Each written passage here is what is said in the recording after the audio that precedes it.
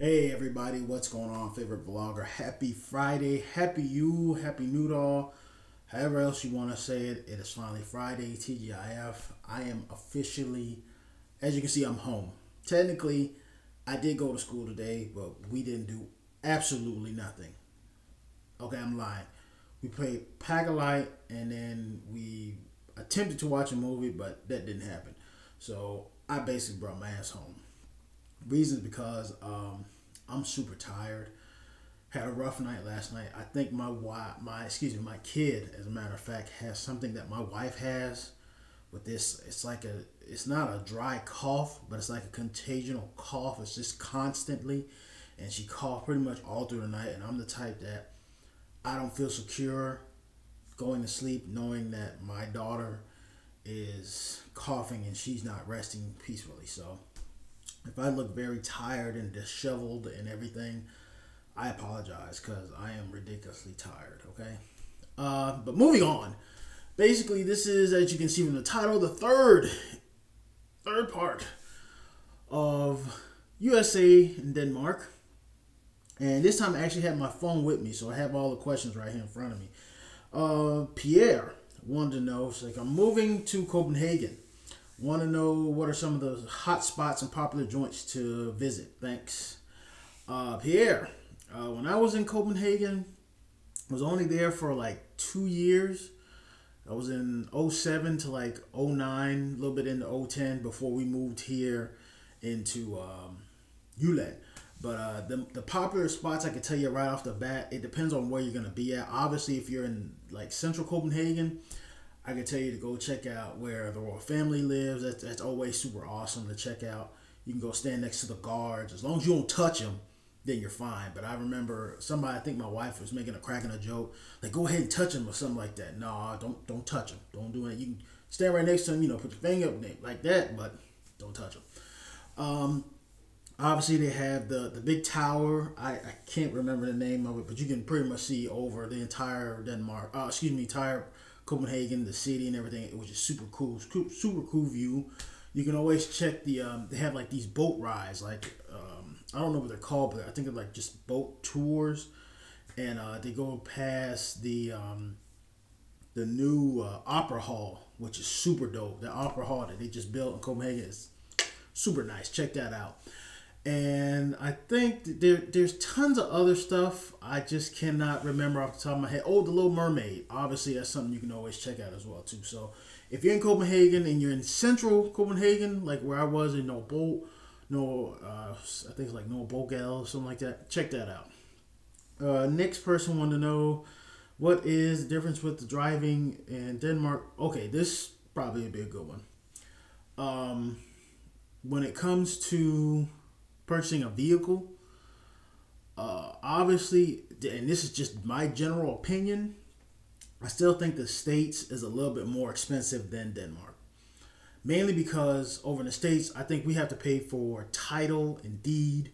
Plus, you have to add on insurance on top of that. I do believe you have all those same expenses on top in Denmark as well too, but I'm not necessarily quite sure how that works out. Then you also have to think about, if you want AAA on your car and stuff like that. They have the same exact stuff over here with First Yelp or I think B Yelp or something like that. It's called Falk. That's what it's called. Sorry, Falk.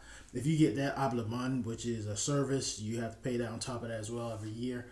But I think generally, like the car that we have here, my father-in-law actually haggled for a really good price. I don't think you can haggle too much in the States. And you still have to tack on insurance. You have to tack on if you want, all this other fancy stuff on it.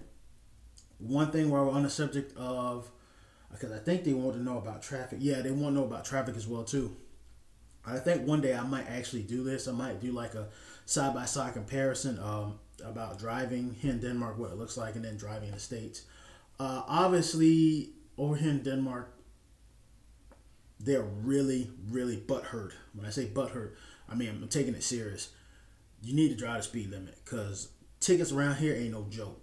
So don't think you can drive up in the city or in town and then you can do 70. No, they're not playing. And a lot of the what do you call that, like police stings and stuff, like speed traps. They're real sneaky. I got hit by one. They parked the cars out there. It was actually a truck, and the tents are so dark you can barely make out this huge camera they got. And if you're speeding past that limit, all of a sudden you see this big flash, and what it does is it takes a picture of the front license plate number and in the driver's seat. Even if you ain't got a seatbelt on, it will flash. You will get busted for that. Obviously, driving wise here in Denmark, there's only 2 lanes, especially if you're on the highway. If you're driving on the highway, it's 2 lanes.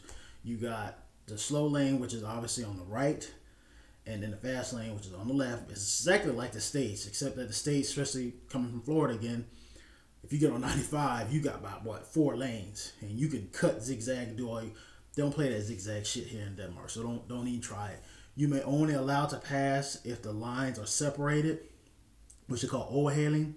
But over in the States, you just pass at your own risk, but make it reasonable. And I'll do one more. It's time constraining. Oh, that's too long. We'll do that another time. Somebody wants to know about what? No, okay, this. You know what? I think we'll stop it there. But I will say this now. I don't like to cover stuff when it comes to politics, and I'll be perfectly honest with you, because I don't follow them. I don't care about them. I do care about them in the sense of the statewide, but over here, it's a little bit difficult for me to grasp because there's so many of them. You have all these liberals and right wings and conservative and all the rest of this crazy stuff over here that I really don't keep up with it.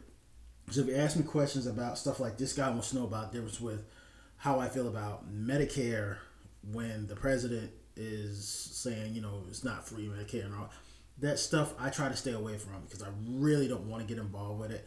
I don't want to lead people in the wrong directions. That's my own general opinion, and I'm just going to leave it at that. I think I'm going to cut off this video here, guys. I'm super tired. Tomorrow, we're supposed to be going to my in-laws, so hopefully I might make small vlogs over there as well. I don't know if I said this or not, but just stay on the YouTube channel. You never know, I might upload to the YouTube channel. I'm planning on uploading a lot to the Facebook channel.